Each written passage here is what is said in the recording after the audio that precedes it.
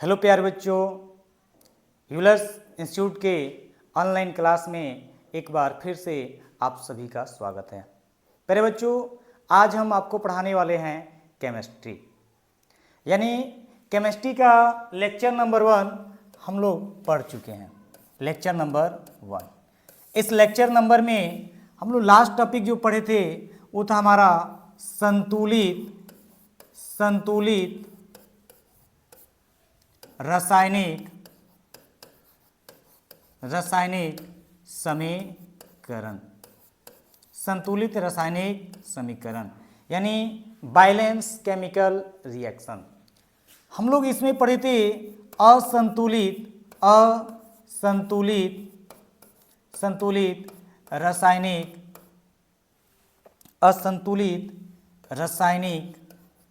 रासायनिक समीकरण, unbalance chemical equation, यानी संतुलित और असंतुलित हम लोग क्या कर चुके हैं, पढ़ चुके हैं। पहले बच्चों आपको एक नोट में आपको बताए थे कि जितने भी असंतुलित रासायनिक समीकरण होते हैं, जितने भी असंतुलित रासायनिक समीकरण होते हैं, क्या होते हैं, रासायनिक समीकरण होते हैं।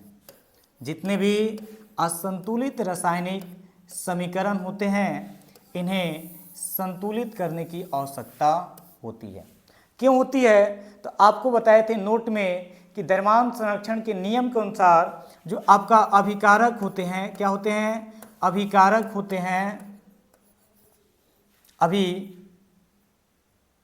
होते हैं और आपका जो क्या होते हैं, उत्पाद होते हैं, इनका जो द्रव्यमान होता है आपस में क्या होता है, एक समान होता है।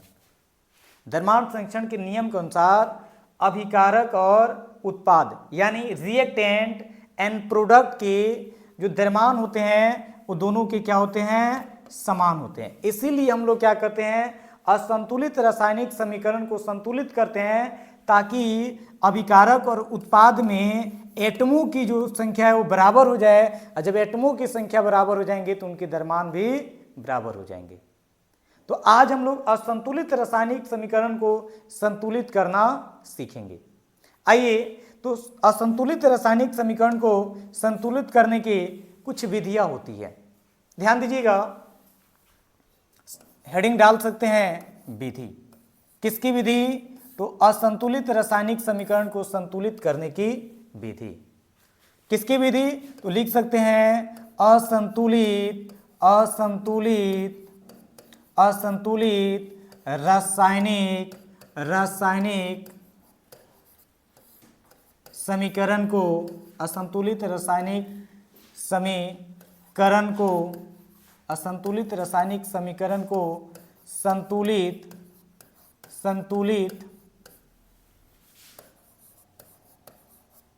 करने की विधि। आ रही बात समझ में? जितने भी असंतुलित रासायनिक समीकरण होते हैं उनको जो संतुलित करने की विधि होती है, उस कितनी विधि होती है? तो 2 विधि होती है। एक होता है अनुमान विधि, यानी हम अनुमान लगाकर क्या कर सकते हैं, किसी भी असंतुलित रासायनिक समीकरण को संतुलित कर सकते हैं। अभी आपको समझाएंगे, जिसको हम लोग इंग्लिश में बोलते हैं हीट एंड ट्रायल मेथड बोलते हैं। क्या बोलते हैं? हीट एंड ट्रायल मेथड बोलते हैं। और दूसरा जो होता है वो होता है बीजगणितीय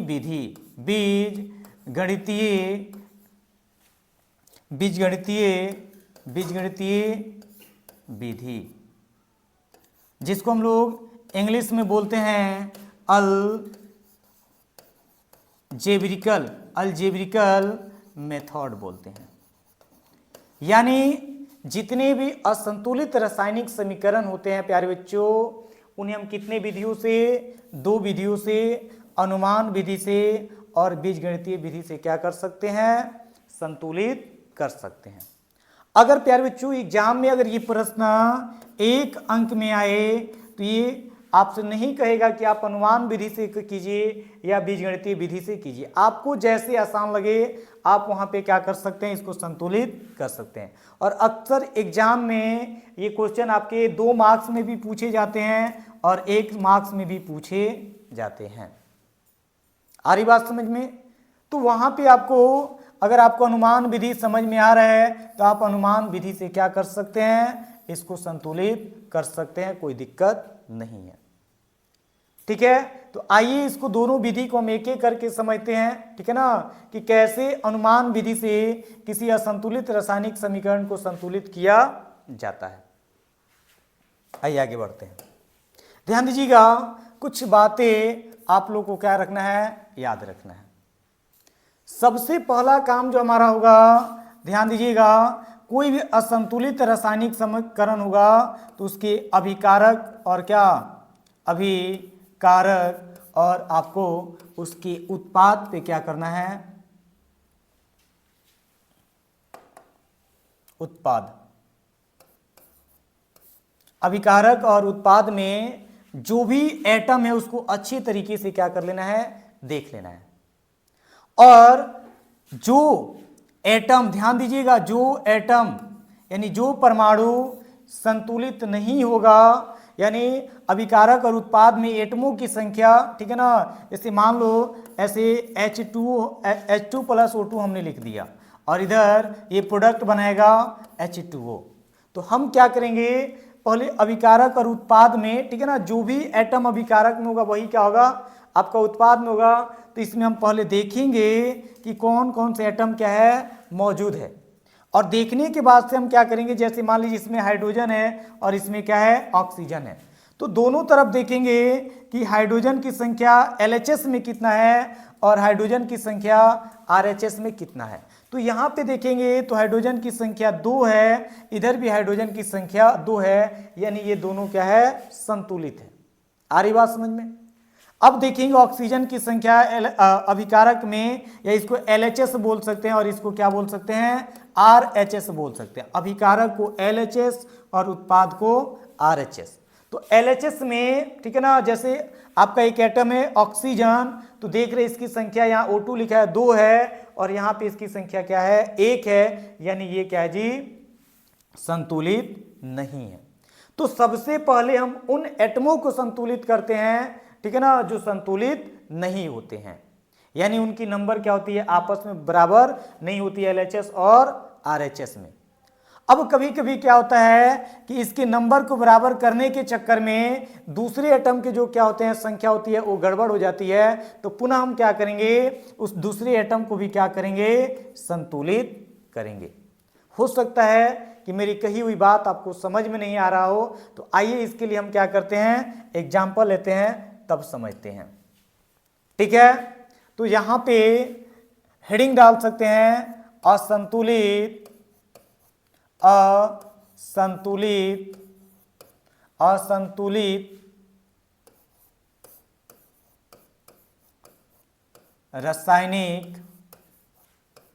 असंतुलित रासायनिक समीकरण को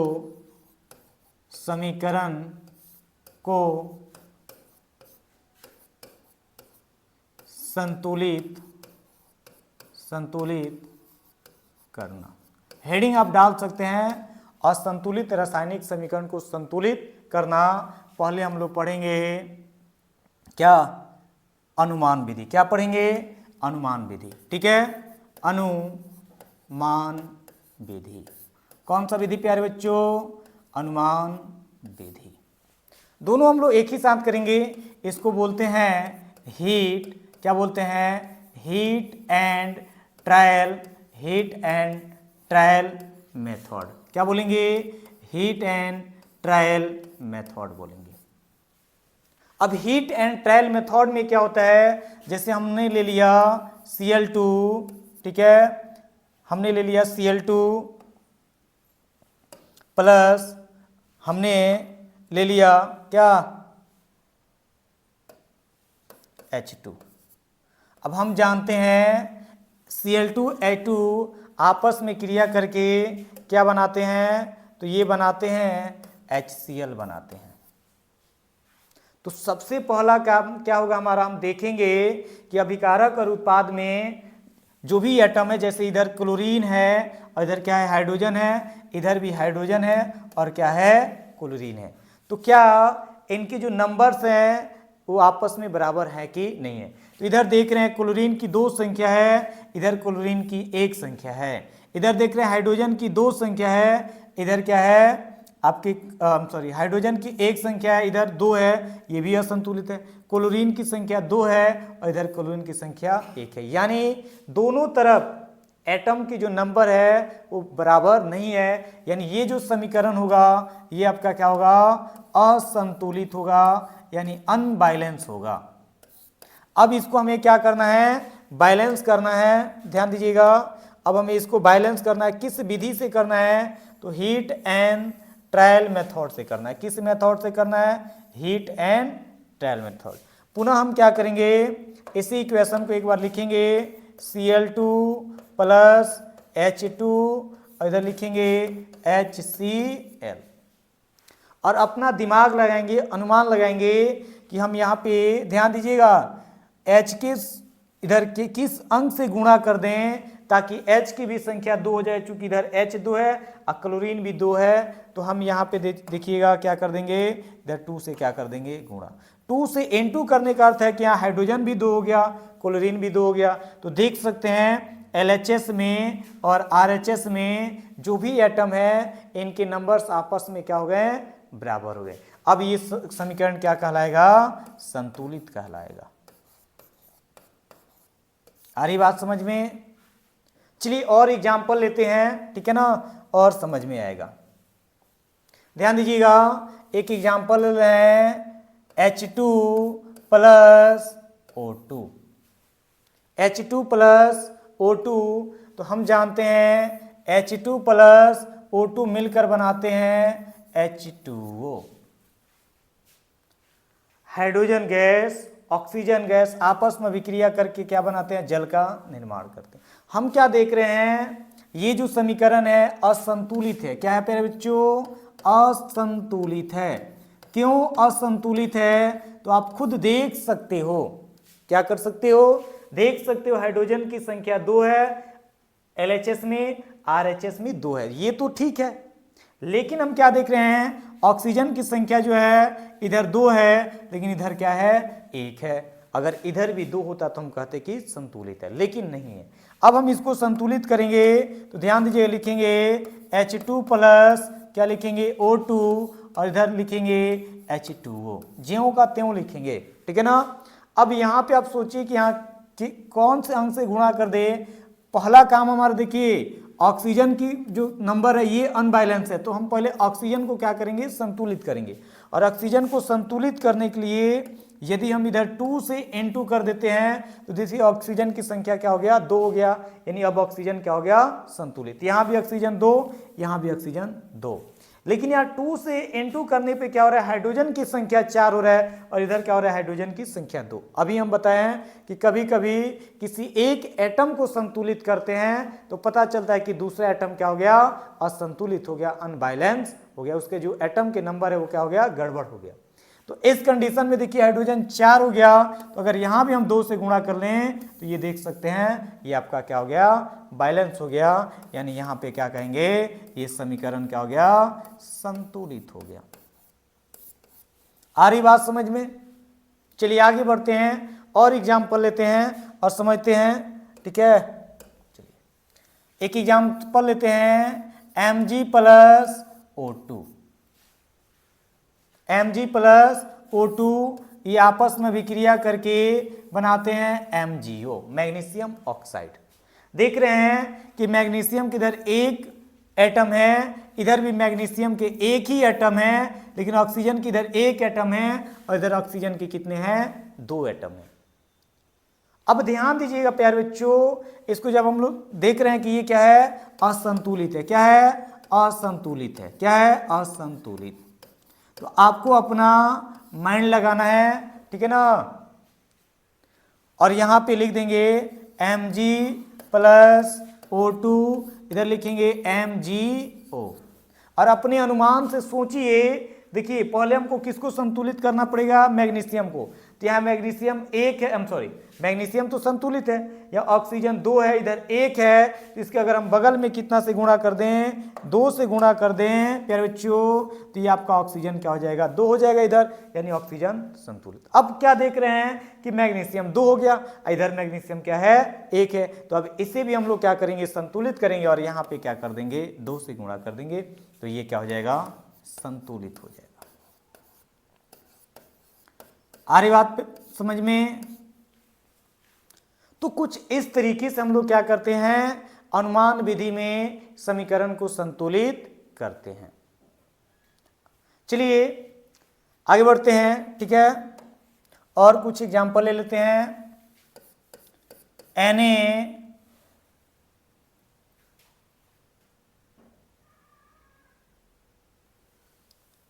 ले लेते हैं, Na plus H2O, Na plus H2O, तो ये बनाता है NaOH प्लस H2। इसे हाइड्रोजन गैस क्या होती है, बाहर निकलती है। तो ध्यान दीजिएगा प्यारे बच्चों, यहाँ पे देख रहे हैं सोडियम का एक एटम, यहाँ सोडियम का एक एटम, ये तो क्या है, ठीक है। यहाँ हाइड्रोजन का 2 एटम, और यहाँ देखिए 1 और यहाँ 2, कितना, 3, गड़बड़ हो गया बात। यानी ये जो समीकरण है ये क्या है, असंतुलित है। क्या है प्यारे बच्चों, असंतुलित है। अब हमें इसे संतुलित करना है, तो संतुलित करने के लिए पुनः एक बार इसको हम लिखते हैं, Na प्लस H2O, यहाँ एरो का चिन्ह देंगे, NaOH प्लस H2। अब ध्यान दीजिएगा, सबसे पहले हम क्या करेंगे, यहाँ पे थोड़ा सा ध्यान दीजिएगा, हम क्या देख रहे हैं कि सोडियम एटम जो है संतुलित है, यहाँ सोडियम 1 और यहाँ भी सोडियम 1। यहाँ देख रहे हैं ऑक्सीजन 1 है, यहाँ पे भी ऑक्सीजन क्या है, 1 है, यहाँ पे हाइड्रोजन 2 है, इधर हाइड्रोजन कितना है, 3 है। तो एक काम करते हैं, इधर हम हाइड्रोजन को 4 करते हैं, 2 से इंटू करते हैं, ठीक है। तो सोडियम 2 हो गया और हाइड्रोजन कितना हो गया, 4 हो गया। अब ध्यान दीजिएगा, 2 से यहाँ इंटू करते हैं, तो देखिए यहाँ भी सोडियम 2, यहाँ भी सोडियम 2। अब बात करते हैं हाइड्रोजन की, तो हाइड्रोजन 2 और 2 इधर 4 हो गया, और ऑक्सीजन कितना हो गया, 2 हो गया। तो अगर यहाँ 2 से कर देंगे, तो ध्यान से देखिएगा, यहाँ सोडियम की संख्या 2, हाइड्रोजन की संख्या 4 और ऑक्सीजन की संख्या 2। इधर भी देखिएगा, सोडियम की संख्या 2, ऑक्सीजन की संख्या भी 2, और ध्यान दीजिएगा हाइड्रोजन की जो संख्या हो जाएगा, हाइड्रोजन एटम की, वो हो जाएगा 4। तो आप देख सकते हैं, ठीक है ना, देख सकते हैं LHS में और RHS में जितने भी एटम हैं, इनके नंबर आपस में बराबर हो चुका है। आ रही बात समझ में? तो कुछ इस तरीके से हम लोग क्या करते हैं, अनुमान विधि में क्या करते हैं, समीकरण को संतुलित करते हैं। आ रही बात समझ में? ये तो आपका हुआ अनुमान विधि। आइए अब हम लोग समझते हैं कि अगर हमको इसको बीजगणितीय विधि से, बीजगणितीय विधि से अगर इसको संतुलित करना हो तो कैसे करेंगे, आइए समझते हैं। तो अगला जो हेडिंग होगा आपका वो क्या होगा, बीज गणितीय, बीजगणितीय विधि, जिसको हम लोग बोलते हैं अलजेब्रिकल मेथड, अलजेब्रिकल मेथड। आइए प्यारे बच्चों एग्जाम्पल लेकर समझते हैं कि अलजेब्रिकल मेथड में किसी असंतुलित रासायनिक समीकरण को कैसे हम लोग संतुलित करेंगे। तो आइए एक ले लेते हैं, एक असंतुलित समीकरण ले लेते हैं, Mg plus O2, Mg plus O2, और हम जानते हैं ये बनाएगा MgO बनेगा। क्या बनेगा, MgO बनेगा। पर बच्चों अब आपको करना क्या है, बीजगणितीय विधि से अगर इसको हल करना है, इसको संतुलित करना है, तो आपको सबसे पहले लिखना है, ध्यान दीजिएगा, आपको सबसे पहले लिखना है, यहाँ पे लिखिएगा तत्व। क्या लिखिएगा? तत्व। फिर लिखिएगा LHS। क्या लिखिएगा? LHS। और फिर क्या लिखिएगा? RHS। इतना काम आपको करना है सबसे पहले। क्या लिखिएगा? तत्व, LHS, RHS। ठीक है ना। अब इसमें तत्वों की संख्या देख लीजिए, कितने तत्व क्या है उपस्थित है। तो हम देख रहे हैं इसमें मात्र 2 तत्व उपस्थित है, तो यहाँ पे 2 क्या बना दीजिए, बना दीजिए। अब हम क्या देख रहे हैं कि यहाँ पे एक तत्व है मैग्नीशियम और दूसरा तत्व है ऑक्सीजन। कर सकते हैं इतना काम? अगर इतना काम कर सकते हैं तो आपके लिए बीजगणितीय विधि बहुत ही क्या होगा, आसान होगा। आइए अब ध्यान दीजिए, आपको LHS में देखना है कि Mg की संख्या कितना है। और एक काम और आपको करना है, थोड़ा सा एक काम यहाँ पे आपको और करना है कि सबसे पहले थोड़ा सा इसको हम मिटा दें या इधर बना दे रहे हैं, ध्यान दीजिएगा, थोड़ा सा ध्यान दीजिएगा। इसको बीजगणितीय विधि से हल करने के लिए हम लोग क्या कर रहे हैं जी, अनुमान विधि में उसमें 2 से 3 से क्या कर रहे थे, गुणा कर रहे थे अपना अनुमान लगाकर। तो इसमें अब इस बार अनुमान नहीं लगाना है। Mg में ध्यान दीजिएगा, Mg है प्लस क्या है, O2 है, और ये क्या बना रहा है, MgO बना रहा है। तो ध्यान दीजिएगा, इसमें जितने भी क्या हैं अभिकारक है, ठीक है ना, उनमें एक अगर 2 है तो एक में A से एक में B से गुणा कर दीजिए, 3 है तो एक में A से एक में B से और एक में C से कर दीजिए। तो ध्यान दीजिएगा, यहाँ पे हम क्या करेंगे, A से इसमें गुणा कर देंगे, इसमें B से कर देंगे और यहाँ पे C से कर देंगे, और भी उत्पाद होते तो उसमें हम क्या करते, D से गुणा कर देंगे। तो ध्यान दीजिएगा, अब यहाँ पे LHS में लिखना है Mg की संख्या कितना है, 1 है, 1 में A से गुणा कीजिए तो ये क्या हो जाएगा, A हो जाएगा। अब देखिए Mg की संख्या किस में देखना है, आपको उत्पाद में देखना है, यानी RHS में देखना है, ठीक है ना। तो यहाँ पे ध्यान दीजिएगा, यहाँ पे इसकी संख्या कितनी है, इसके बगल में C से गुणा है, तो यानी इसकी संख्या कितनी है, C है। अगर यहाँ पे 1 है और यहाँ पे C है, यानी Mg की संख्या क्या है, C है। अगर यहाँ पे 2 होता, यहाँ पे 2 होता, यहाँ C से गुणा होता, तो Mg की संख्या क्या होती, यहाँ पे प्यारे बच्चों होती 2C। इस बात को ध्यान रखिएगा, ठीक है ना। तो यहाँ पे हो जाएगा C। अब देख रहे हैं ऑक्सीजन की संख्या किसमें, ऑक्सीजन की संख्या देख रहे हैं LHS में। तो यहाँ पे देखिए O2 है और इसके बगल में 2 से हम क्या किए हैं, इनटू किए हैं, तो यहाँ पे हो जाएगा 2B हो जाएगा। क्या हो जाएगा, 2B हो जाएगा। अब ध्यान दीजिएगा, RHS की बात करें तो यहाँ पे O है, इसके इनटू में क्या है, C है, तो यहाँ पे क्या हो जाएगा, C हो जाएगा। पहले बच्चों यहाँ से हमारे पास 2 समीकरण बनेगा।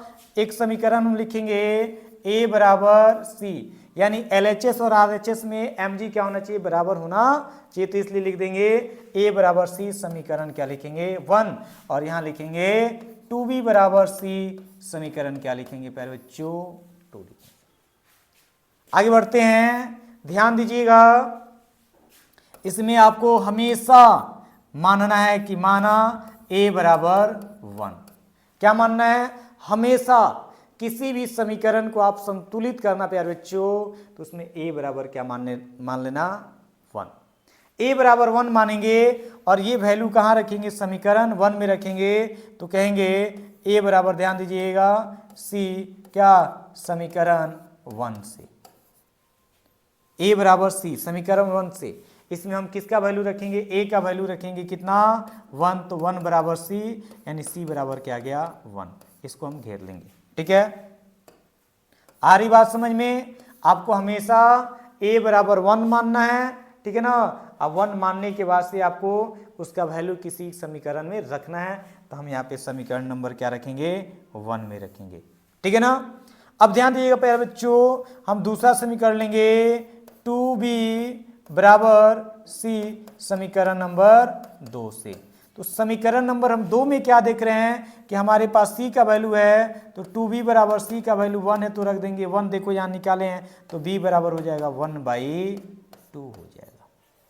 आ रही बात समझ में, तो यहाँ हमारे पास निकल गया B बराबर 1/2।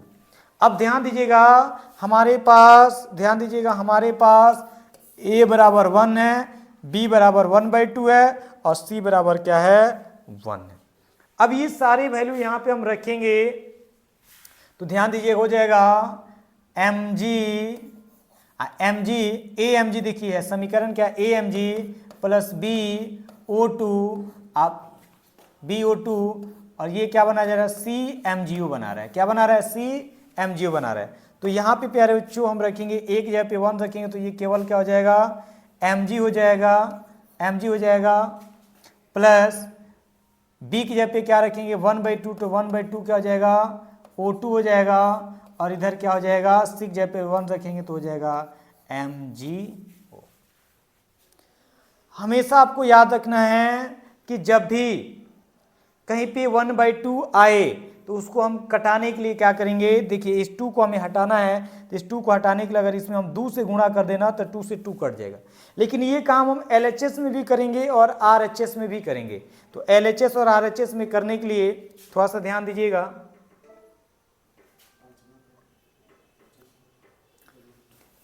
थोड़ा सा आपका आया था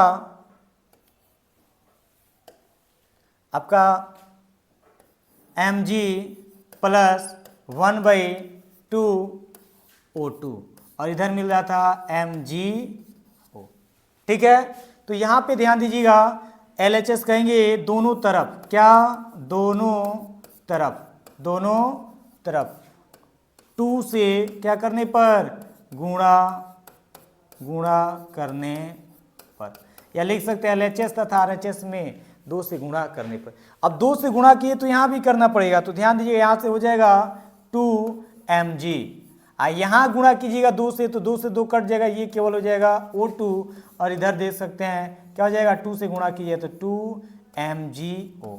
अब आप देख सकते हो कि इधर देख सकते हैं कि Mg की संख्या 2 और O2 की संख्या O की भी संख्या क्या है 2। इधर देख सकते हैं Mg की संख्या कितना 2 और O की संख्या भी 2, यानी हमारा क्या हो गया समीकरण संतुलित हो गया। तो ये विधि कौन सा कहलाता है, तो यह विधि कहलाता है बीजगणितीय विधि। आई होप आप सभी को ये समझ में आया हो। अगर नहीं समझ में आया है तो अगले क्लास में, ठीक है ना, हम केवल बीजगणितीय विधि पे 2-4 एग्जाम्पल्स लेकर आएंगे और उसको बारी बारी करके केवल बीजगणितीय विधि को हम लोग क्या करेंगे समझेंगे और हमें लगता है कि 100% आपको समझ में आ जाएगा।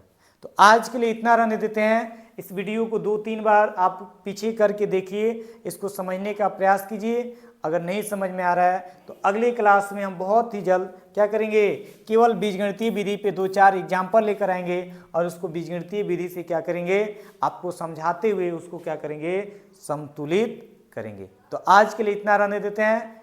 That's all.